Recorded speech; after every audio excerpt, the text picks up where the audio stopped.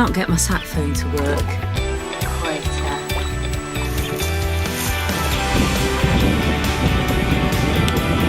There's a bit of weather going on at the moment.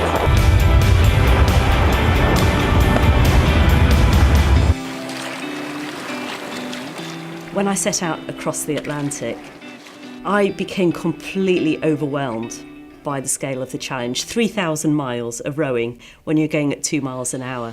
There were really two things that kept me going.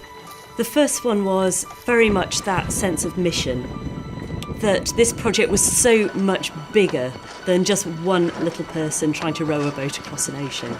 It was really about trying to communicate with people, trying to reach hearts and minds to generate change.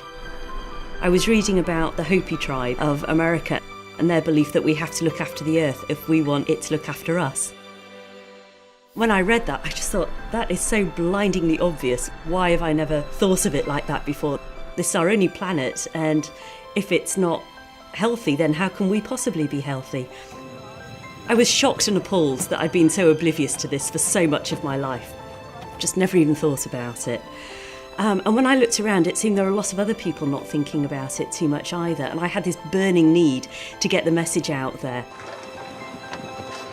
When you have that big a mission to do, it makes it easier to deal with the daily discomfort and pain and challenge of life on a small rowboat. So now when I feel a bit overwhelmed by my environmental campaigning, when I think, it's all too much, why do I bother? Am I really making any difference?